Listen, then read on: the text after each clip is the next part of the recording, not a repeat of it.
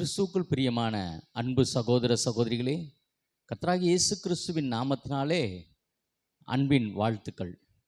வனாந்தர சத்த ஊழியங்களின் சார்பாக சுயலபம் ஜெப வீட்டிலிருந்து உங்களை நான் வாழ்த்துகிறேன்.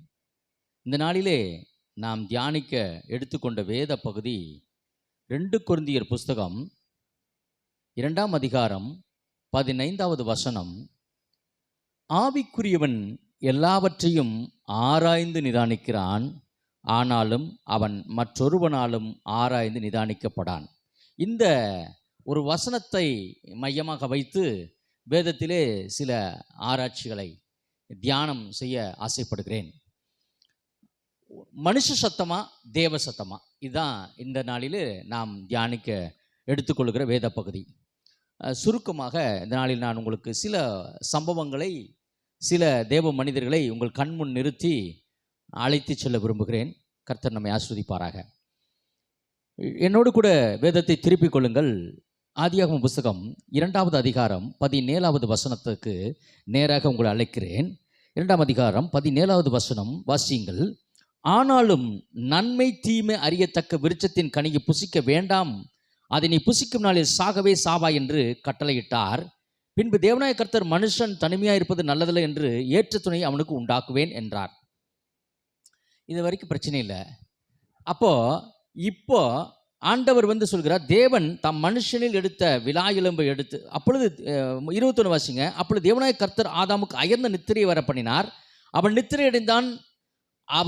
அவன் விலா எலும்புகளில் ஒன்றை எடுத்து அந்த இடத்தை சதையினால் அடைத்தார். தேவனாகிய கர்த்தர் தாம் மனுஷனில் எடுத்த விலா எலும்பை மனுஷியாக உருவாக்கி அவளை மனுஷனிடத்தில் கொண்டு வந்தார். அப்பொழுது ஆதாம், இவள் என் எலும்பில் எலும்பும் என் மாம்சத்தில் மாம்சமாய் இருக்கிறாள், இவள் மனுஷனில் இருந்து எடுக்கப்பட்டபடினால் மனுஷியனப்படுவாள் என்றான். அப்போ மனுஷனிலிருந்து எடுத்தபடினால் மனுஷி என்று பெண்ணுக்கு மனுஷி, ஸ்திரீ என்கிற பெயரை வைத்தவனே ஆதாம். மாத்திரமல்ல, என கருமையான தேவஜனங்களே, ஆதாம் எந்தெந்த விலங்குக்கு என்னென்ன பெயரிட்டானோ அந்த பெயர் தான் இன்று வரைக்கும் விளங்கி வருகிறது. யானை என்று சொன்னால் அது இன்று வரைக்கும் யானை, அவள் வாயில் என்ன வந்ததோ. சிங்கம் என்று சொன்னால் அது சிங்கம் இன்னும் வரைக்கும். எறும்பு என்று சொன்னால் அது இன்னும் வைக்கிற எறும்பு. ஈ என்று சொன்னால் அது இன்னைக்கு வரைக்கும் ஈ. இப்படியாக எந்தெந்த ஜீவ ராசிகளுக்கு என்னென்ன பெயரை ஆதாம் இட்டானோ அதுதான் இந்நாள் வரைக்கும் அவைகளின் பெயராய் விளங்கி வருகிறது. ஆண்டவரும் ஆதாமும் நெருங்கி தினமும் சம்பாஷித்து பேசி வருகிற ஒரு அனுபவத்துக்குள்ளே காணப்பட்டார்கள். எது வரைக்கும் என்று சொன்னால், ஆண்டவருடைய வார்த்தையை ஆதாம் கேட்டுக்கொண்டிருந்த நாள் வரைக்கும். ஒரு நாள் ஆண்டவர் வருகிறார், ஆதாமை அழைக்கிறார். ஆதாமே, நீ எங்கே இருக்கிறாய் என்று கேட்கிறார். 3ஆம் அதிகாரம் 9வது வசனம். அப்பொழுது தேவனாய கர்த்தர் ஆதாமை கூப்பிட்டு, நீ எங்கே இருக்கிறாய் என்றார். ஆதாம் சொல்றாப்புல, ஆண்டவர் அதற்கு அவன், நான் தேவனுடைய சத்தத்தை கேட்டதினாலே, தோட்டத்தில் கேட்டு நான் நிர்வாணியாய் இருப்பதினால் பயந்து ஒளிந்து கொண்டேன் என்கிறான். அதுக்கு முன்னாடி வரைக்கும் ஆண்டவரும் ஆதாமும் பேசுனாங்க. ஆதாம் இன்னைக்கு இதுக்கு யானையின் பேர் வச்சேன், இன்னைக்கு இதுக்கு சிங்கன் பேர் வச்சேன், இதுக்கு இன்னைக்கு புலியின் பேர் வச்சேன், இதுக்கு இன்னைக்கு கரடியின் பேர் வச்சேன், இதுக்கு இன்னைக்கு நரியின் பேர் வச்சேன், இதுக்கு இன்னைக்கு நாயின் பேர் வச்சேன் அப்படின்னு சொல்றாப்புல. அப்போவெல்லாம் அவருக்கு நிர்வாணின்னு தெரியல. எப்போ இவருக்கு தான் நிர்வாணி என்பது தெரியுதுன்னு பார்த்தீங்கன்னா, இந்த கிவ் அண்ட் டேக் பாலிசியில் ஒருத்தன் வரான். வந்துட்டு இவனுக்கு எடுக்கப்பட்ட ஸ்திரீயானவள்கிட்ட சொல்கிறான், தோட்டத்தில் உள்ள கனியெல்லாம் புசிக்கலாமா என்று கேட்டபோது, இல்லை எல்லா கனியும் புசிக்கலாம், ஆனால் இந்த கனியை மட்டும்தான் புசிக்கணும்னு சொன்னார். எல்லா கனியும் புசிக்க வேண்டாம். அல்லேலூயா. ஸ்திரீயை பார்த்து, நாங்கள் தோட்டத்தில் விருட்சங்கள் கனியை புசிக்கலாம். அப்போ தேவனாய கர்த்தர் உண்டாக்கின சகல காட்டு ஜீவன்களை பார்க்கிற சர்ப்பமானது தந்திரமுள்ளதாக இருந்தது. அது ஸ்திரீயை நோக்கி, நீங்கள் தோட்டத்தில் உள்ள சகல கனிகளின் சகல விருட்சங்களின் கனியை புசிக்க வேண்டாம் என்று தேவன் சொன்னது உண்டோ என்றது. எல்லாத்தையும் சாப்பிடக்கூடாதுன்னு கடவுள் சொன்னாரா அப்படின்னா, இல்லை எல்லாத்தையும் சாப்பிடலாம், இதை மட்டும் சாப்பிடக்கூடாது. எதை தேவன் மறைத்தாரோ அதை வெளிப்படுத்தினாள் ஸ்திரீயானவள். மறைக்கப்பட்ட கனியை இவள் புசித்தது மாத்திரமல்ல, தன்னுடைய புருஷனாகிய ஆதாமுக்கு கொடுத்தாள். அவனும் அதை சாப்பிட்டான். கண்கள் திறக்கப்பட்டு தாங்கள் நிர்வாணிகள் என்று அறிந்து ஒளித்து கொண்டார்கள் என்று வேதம் சொல்கிறது. எனக்கு கருமையான தேவஜனமே, இவன் தேவனோடு இருந்த நாள் வரைக்கும், தேவனோடு இருந்த நேரம் வரைக்கும் அந்நிய ஆதிக்கமோ அந்நிய யோசனைகளோ அந்நிய அறிவுரைகளோ வரவில்லை. எப்படி இவங்க தனியாக பிரிஞ்சு போய் தனியாக ஒரு இடத்துக்கு போய் இருக்கிறாங்களோ அப்போ தான் இவங்களுக்கு தேவையில்லாத வேண்டாத நினைவுகள் வருகிறது. இந்த கருமையான தேவஜனமே, எப்போ எதை வேண்டான்னு சொல்கிறோமோ அப்போ தான் நம்ம கண் அங்கேயே போயிட்டுருக்கும். எது தேவன் விளக்குறாரோ அதைத்தான் நோக்கி கொண்டு இருக்கும். ஆண்டவர் சொல்றாரு, நீ எல்லாத்தையும் சாப்பிடல, இதை மட்டும் சாப்பிடக்கூடாது. அப்போ அதை சாப்பிடக்கூடாதுன்னு சொன்னால் அந்த பக்கமே நம்ம போகக்கூடாது. இது ஆண்டவர் வேண்டான்ட்டார், இது நமக்கு வேண்டாங்க, நமக்கு ஆகாதுங்க, அந்த பக்கமே வேண்டாம், அந்த பிரச்சனையே வேண்டாம். நான் ஒரு சில விஷயங்கள் அப்படி தான், அவன் ஆகாதுன்னு ஆகவே ஆகாது. அவன் பக்கம் எதுக்கு போகணும், அவங்க கூட எதுக்கு நம்ம பேசணும், அவங்க கூட எதுக்கு பழகணும். அதனால் சங்கீத புஸ்தகம் சொல்லியிருக்குது, அல்லையா லூயா, பாவியோட வழியில் இல்லாத பரியாசக்கார உட்கார இடத்துல உட்காராத, இரவு பகல் கர்த்தருடைய வேதத்தில் தியானமாக இருப்போம், நம்ம பாக்கியமான வாழ்ந்துக்கலாம். அவ்வளோதான். நமக்கு அவன் ஆகாது, உனக்கு ஆகுமா வச்சுக்கோ, அவ்வளோதான். உன் கண்ணுக்கு அவன் நல்லவனாக தெரியுறான், என் கண்ணுக்கு அவன் கெட்டவனாக தெரியுறான், விட்டுரு, பிரச்சனை இல்லை. அப்படிங்கிற ஒரு நல்ல டீசென்ட் பாலிசியில் போயிட்டீங்கன்னா பிரச்சனையே இருக்காது. ஏன் அவனோட நம்ம ஒன்று போகணும், அவன் ஒன்று சொல்லணும், நம்ம ஒன்று சொல்லணும், அவனுடைய வழி நம்மளுடைய வழி அல்ல. ஆக ஆதாம் ஆண்டவர் விளக்குனதை போனதுனால தான் தன் நிர்வாணி சொல்கிறான். ஒரு குழந்தைய பாருங்க, குழந்தையா இருக்கும்போது பார்த்தீங்கன்னா எடுத்து நம்ம கொஞ்சுவோம், அதுக்கு ஒன்றும் தெரியாது, நம்ம போனவொடனே ஓடி வரும், எடுத்து முத்தம் கொடுப்போம், கொஞ்சுவோம். அதே அந்த குழந்தை கொஞ்சம் வளர்ந்துருச்சுன்னு வச்சுக்கோங்களேன், அந்த குழந்தைய நம்ம வந்துட்டு அந்த நிலையில் தூக்க முடியுமா? முடியாது. ஏன்? அதுக்கு நன்மை தீமை அறியத்தக்க அறிவு வந்து விடுகிறது. அப்போ அதனால தான் இயேசுக்கு சொல்றாரு, நீங்கள் குழந்தைகளை போல மாறாவிட்டால் பரலோகத்துக்கு போக முடியாது. அப்போ ஏன்னு சொன்னா, உனக்கு அந்த அறிவு வரக்கூடாது, நீ யாருங்கிறது உனக்கு தெரியக்கூடாது. நான் நானாகவே வந்து நிற்கணும், நான் யாரு, எனக்கு என்ன, அதெல்லாம் நான் நினைக்கவே கூடாது. நான் நானாகவே இப்போ அவர் பக்கத்தில் நிற்கணும், அந்த குழந்தை எண்ணத்தோடு கூட. எனக்கு அருமையான தேவச்சனமே. அடுத்து இன்னொரு சம்பவத்தை பார்ப்போம். ஆதியாகமம் புத்தகம் 12ஆம் அதிகாரம் 1ஆம் வசனத்தில் ஆண்டவர் சொல்கிற, நீ உன் தேசத்தை விட்டு உன் இனத்தை விட்டு நான் காண்பிக்கும் தேசத்துக்கு போ. நீ உன் தேசத்தையும் உன் இனத்தையும் உன் தகப்பன் வீட்டையும் விட்டு புறப்பட்டு நான் உனக்கு காண்பிக்கும் தேசத்துக்கு போ. இன்னைக்கு எத்தனை பேர் அப்படி போக தயாராக இருக்கிறோம்? நம்முடைய தேசத்தின் பெருமை, நாகமான் சொன்ன மாதிரி எங்கள் நாட்டில் அப்னா இல்லையா, பர்பரா இல்லையா, இந்த பெருமைகள் இன்னைக்கு நமக்குள்ளே இருக்குது. சொன்ன என்னுடைய கேஸ்ட்லேயே வேணும். எனக்கு தெரிஞ்ச ஒருத்தன், அவன் இன்னைக்கு ஊழியக்காரராக இருக்காப்புல, என் தங்கச்சி அப்படி போன வெட்டிடுவேன், இல்லையே லூயா. இத்தனை இன்னும் நம்ம தேசத்தை விடவில்லை, இனத்தை விடவில்லை, தகப்பன் வீட்டு பெருமையை விடவில்லை, இல்லையே லூயா. அப்புறம் எப்படி நம்ம அவர் காண்பிக்க தேசத்துக்கு போக முடியும்? அவர் காண்பிக்கும் தேசத்துக்கு நீங்கள் நானும் போகணும்னு சொன்னால் நமக்குள்ளே இருக்கிற எல்லாத்தையும் விடணும். நமக்குள்ளே இருக்கக்கூடிய எல்லா மாംസ சிந்தைகளையும் விட்டுட்டா தான் அவர் காண்பிக்கிற அந்த பரம கானானுக்குள்ளே போக முடியும். ஆண்டவர் ஆதாமோடு பேசினார், இங்கே ஆபிரகாமோடு பேசுகிறார், நான் காண்பிக்கும் தேசத்துக்கு போ. ஆண்டவர் சொல்றாரு, நீ எனக்கு முன்பாக நடந்து கொண்டு உத்தமனாயிரு. எப்போ இந்த வார்த்தையை சொல்றாரு? ஆண்டவருக்கு முன்பாக நடக்காம அவர் என்ன பண்ணாரு, அது ஏற்கனவே போன எபிசோடில் நம்ம பார்த்தோம்.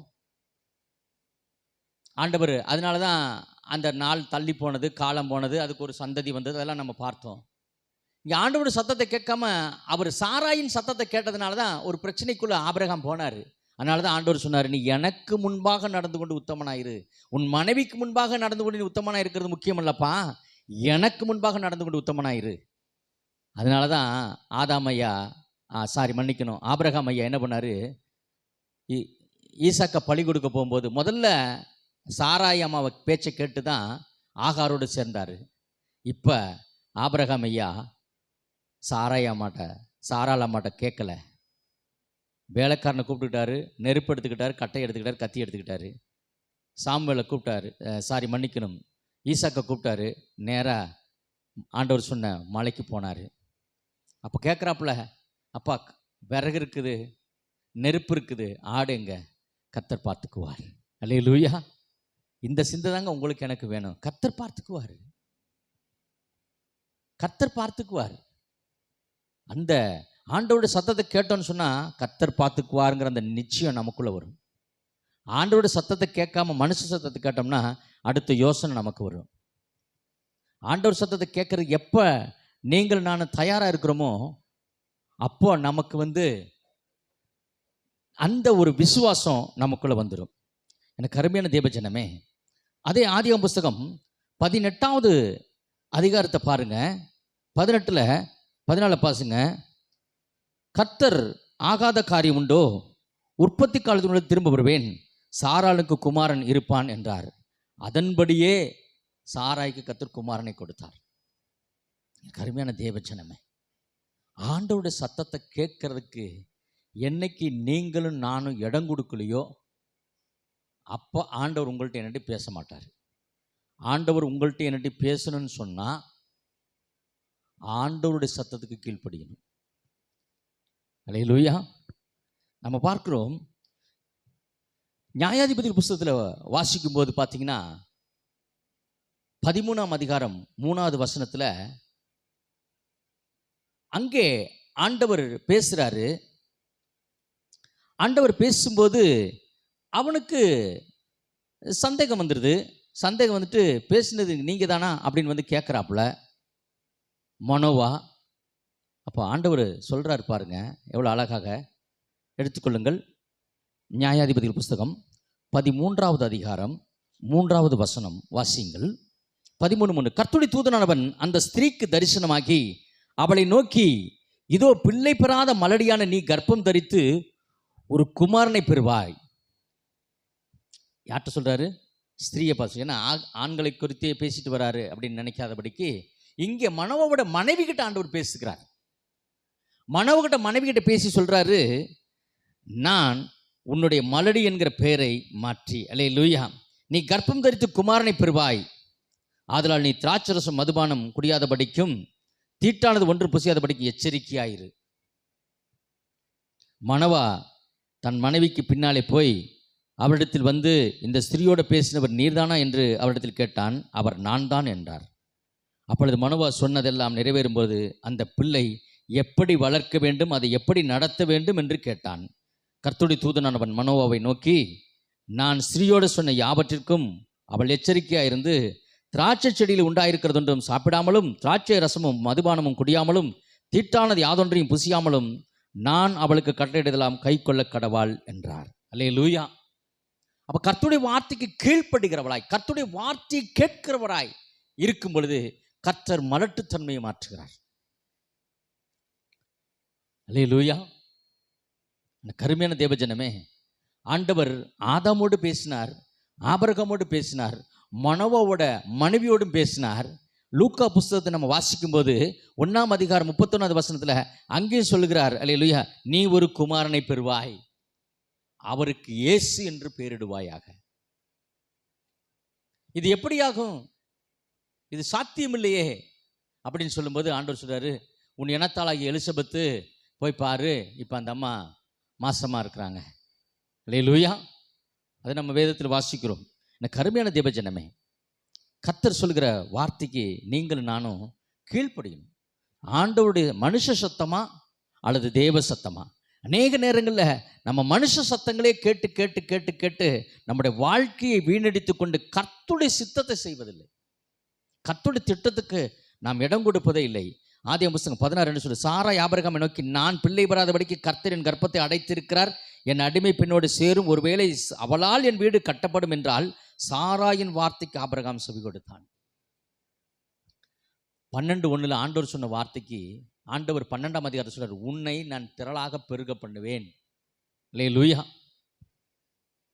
இந்த ஆண்டோடைய வார்த்தைக்கு கீழ்ப்படியாம சாராயின் வார்த்தைக்கு கீழ்ப்படுகிறாப்புல. அதனாலதான் ஆண்டவர் சொல்லி, நீ எனக்கு முன்பாக நடந்து கொண்டு உத்தமனாயிரு. மனுஷ சத்தத்தை தான் கேட்கிறியே தவிர கர்த்தருடைய சத்தத்தை கேட்கவில்லை. நாளான என்ன, என்னான என்ன. அல்லேலூயா. அதான் ஆபிரகாம் ஐயா அதுக்கப்புறம் தான் அவர் ஒரு தெளிவான ஒரு முடிவுக்கு வருகிறார். இனி சாராயின் பேச்சை கேட்கக்கூடாது. கேட்கக்கூடாதுன்னு இல்லை, எதில் கேட்கணும் அதில் மட்டும்தான் கேட்கணும். ஆண்டவர் சொல்கிறார், உன் ஏக புதனன், உன் ஏக சுதனன், உனக்கு ஒரே குமாரனாகிய உன் நேசபுத்திரனை எனக்கு பலியிடுன்னு சொல்லும் பொழுது அவர் மறுபேச்சு பேசாமல் சாராய்கிட்ட அந்த காரியத்தை சொல்லாமல் கூட்டிகிட்டு போனார். சாராய்கிட்ட மட்டும் போய் ஆபிரகாம் ஐயா அப்படி சொல்லியிருந்தார்னா நிலைமை என்ன ஆயிருக்குன்னு யோசனை பண்ணி பார்த்துக்குங்க. ஆண்டோட சித்தமும் திட்டமும் நிறைவேறி இருக்காது. அல்லேலூயா. எதை எப்போ எங்கே யார்கிட்ட சொல்லணுமோ அப்போ அவங்கள்ட்ட அப்போ சொல்லணும். இதில் மாற்றி நம்ம ஏதாவது செஞ்சோன்னு சொன்னால் தண்டவாளம் பிறண்ட மாதிரி, ரயில் விபத்து மாதிரி நம்ம வாழ்க்கை விபத்தாகி போய்விடும். கர்த்தருடைய சத்தத்துக்கு சரியாக செவி கொடுக்கணும். அதை நிதானிக்கணும் நம்ம, இது கர்த்தருடைய சத்தமா இல்லை மனுஷனுடைய சத்தமா? 1 சாமுவேல் புஸ்தகத்தில் சாமுவேல்ட்ட ஆண்டவர் பேசினாரு, ஏலிகிட்ட பேசல. ஏலிக்கு இது தெரியல, இது மனுஷ சத்தமா தேவ சத்தமான்னு தெரியல. 3 முறை ஆண்டவர் கூப்பிடுகிறார், சாமுவேலே சாமுவேலே. அல்லேலூயா. ஓடி போய் சாமுவேல் ஏலிகிட்ட தான் கேட்கிறாப்புல. அப்ப ஏலிக்கு தெரிஞ்சிருது, இது கர்த்தர் கூப்பிடுகிறார், கர்த்தர் பிள்ளையானோட பேச போகிறார். அல்லேலூயா. அப்பா சொல்லி கொடுக்குறாரு, நீ இப்போ ஆண்டவர் உன்னை கூப்பிட்டாருன்னா நீ இப்படி சொல்லு, சொல்லும் அடியேன் கேட்கிறேன் என்று சொல் என்றார். சாமுவேல் போய் தன்னுடைய ஸ்தானத்தில் படுத்து கொண்டான். அப்பொழுது கர்த்தர் வந்து நின்று முன்போல சாமுவேலே சாமுவேலே என்று கூப்பிட்டார். அதற்கு சாமுவேல் சொல்லும் அடியேன் கேட்கிறேன் என்றான். அல்லேலூயா. சொல்லும் அடியேன் கேட்கிறேன் என்றான். ஆண்டவர் சொல்றார். அப்போ மனுஷ சத்தமா தேவ சத்தமா நிதானிக்கிற அந்த நிதானிப்பு இல்லாத சிறுவனாய் காணப்பட்டான் சாமுவேல். இன்னைக்கு நீங்கள் நானும் குழந்தைகளை போல மாறலாம், ஆனால் குழந்தைகளை போலவே இருந்துடக்கூடாது. அல்லேலூயா. நாம நிதானிச்சு பார்க்கணும். அல்லேலூயா. இது கர்த்தருடைய சத்தமா மனுஷ சத்தமா? தமஸ்குவில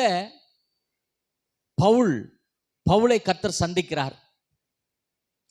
தமஸ்குவில கர்த்தர் பவுலை சந்திக்கும் போது பார்த்தீங்கன்னா ஆண்டவர் சொல்றாரு, முள்ளில் உதைப்பது கடினமாம், சவுலே சவுலே ஏன் என்னை துன்பப்படுத்துகிறாய் என்று கேட்டவுடனே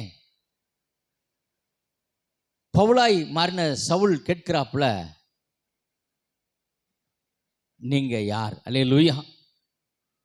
தேவரீர் அடியேன் என்ன செய்ய சித்தமா இருக்கிறீர் என்று கேட்கிறான். முள்ளில் உதைப்பது கடினமாம் சொன்ன உடனே நடுங்கி திகைத்த, ஆண்டவரே நான் என்ன செய்ய சித்தமா இருக்கிறீர்? வேற ஒண்ணுமே கேட்கல. தேவரீர் ஆண்டவரே நான் என்ன செய்ய சித்தமா இருக்கிறீர்? ஆண்டவர் சொல்றார், அதற்கு ஆண்டவரே நீர் யார் என்றான். அதற்கு கர்த்தர், நீ துன்பப்படுத்துகிற இயேசு நானே, முள்ளில் உதைக்கிறது உனக்கு கடினமாம் என்றார். அப்போஸ்தலர் நடவடிக்கை புஸ்தகம் 9ஆம் அதிகாரம் 5வது வசனம். 6வது வசனத்தை சொல்றாப்ல, அவன் நடுங்கி திகைத்த, ஆண்டவரே நான் என்ன செய்ய சித்தமாயிருக்கிறீர்? அல்லேலூயா. இன்னைக்கு நீங்களும் நானும் கேட்க வேண்டிய கேள்வி இதுதான். ஆண்டவரே நான் என்ன செய்ய சித்தமாயிருக்கிறீர்? நம்ம வாயில வந்ததை பேசிடக்கூடாது, நம்ம மனசுல தோன்றதை பேசக்கூடாது.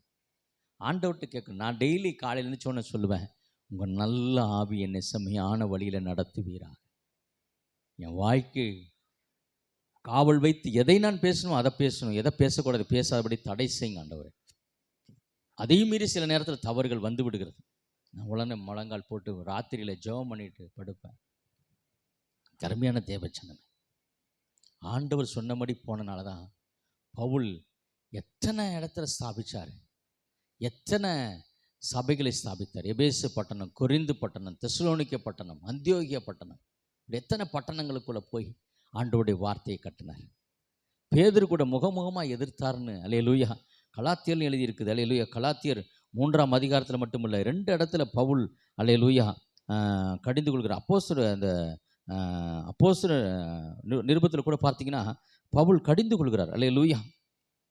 பவுலை பார்த்து, பேதுருவை பார்த்து அநேக 11ஆம் அதிகாரத்தில் 3ஆம் வசனம் பார்த்தீங்கன்னா, விருத்த சேதனமுள்ள மனுஷனிடத்தில் நீ போய் அவரோட போஜனம் பண்ணினீர் என்று அவனோட வாக்குவாதம் பண்ணினார்கள். கலாத்தியர் 2:13 இதே வார்த்தையை வாசிக்கலாம்.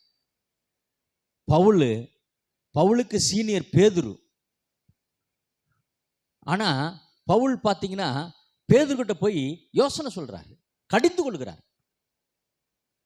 கருமையான தேவச்சனமே, ஆண்டவருடைய சத்தத்தை நீங்க கேட்க ஆரம்பிச்சிட்டிங்கன்னு சொன்னா அவன் சீனியரா ஜூனியரானலாம் பார்க்க மாட்டீங்க, ஆண்டவருடைய வார்த்தையை மட்டும் பேச ஆரம்பிச்சிருவீங்க.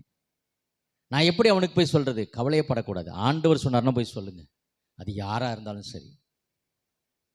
என்னோட வாழ்க்கையில் அப்படிப்பட்ட அனுபவங்கள் இருக்கிறது.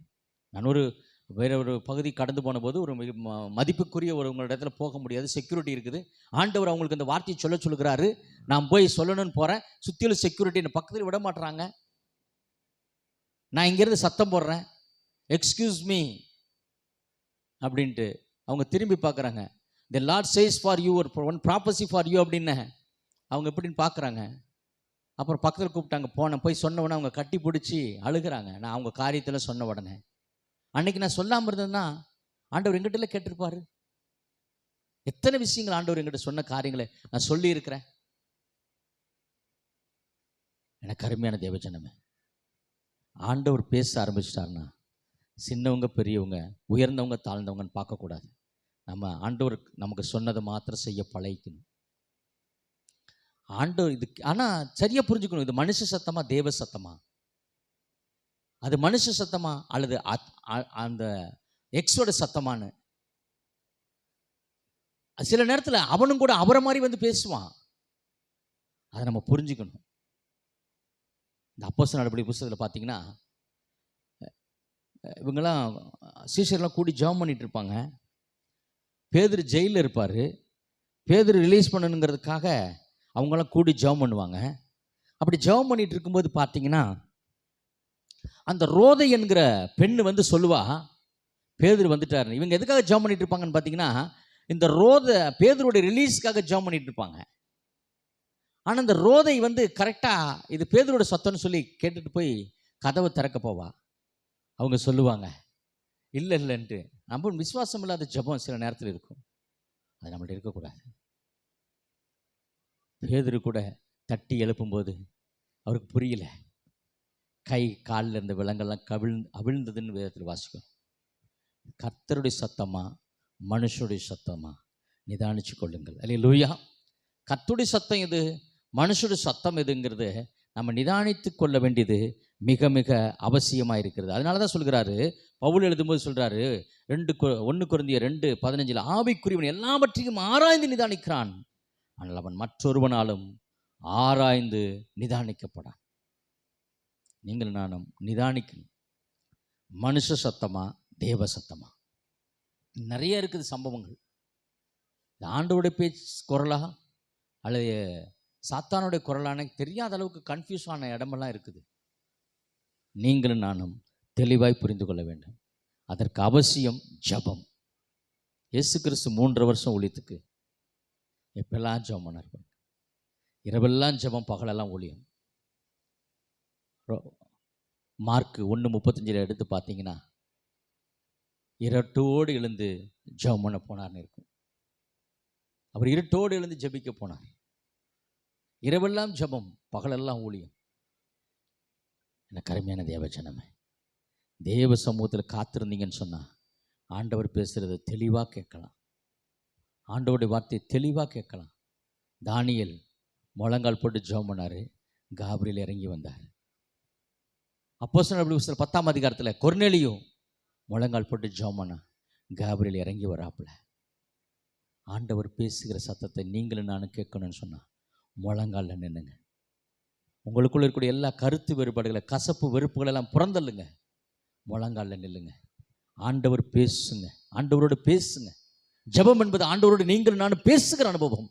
அந்த பேசுகிற அனுபவத்துக்குள்ளே கர்த்தர் உங்களை என்னை நடத்துவாராக.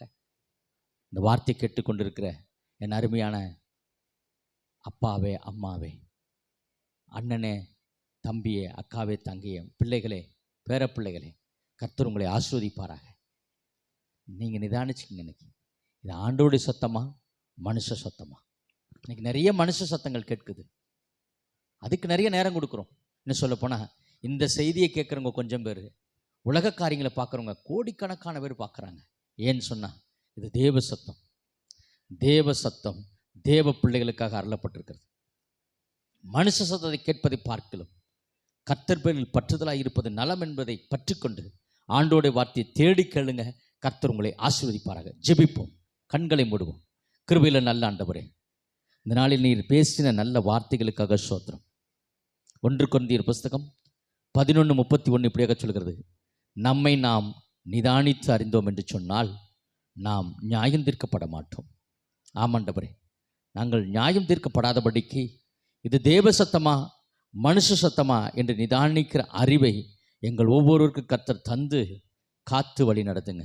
பரிசுத்தத்தை விட்டு விலகாதபடிக்கும், தேவ சந்நிதியை விட்டு ஆண்டவரே ஸ்தோத்திரம் மீறாதபடிக்கும், துரத்தப்பட்ட ஆதாமை போல் காணப்படாதபடிக்கு கர்த்தாவே ஸ்தோத்திரம்பா, ஆபிரகாம் ஐயாவை போல ஆண்டவரே ஸ்தோத்திரம் கர்த்தருடைய வார்த்தை கேட்டு கீழ்ப்படிந்து எதையும் நாங்கள் உமக்காக இழக்க ஆயத்தமாக இந்த நாளில் நாங்கள் எங்களை விட்டு கொடுக்கிறோம். கர்த்தர் எங்களுக்கு உதவி செய்யுங்க. மீட்பெரும் இரட்சகருமாகிய இயேசுவின் மூலம் ஜெபிக்கிறோம். ஜெபங்களுங்க எங்கள் ஜீவனுள்ள நல்ல பிதாவே, ஆமேன். இயேசுவின் ரத்தம் ஜெயம்.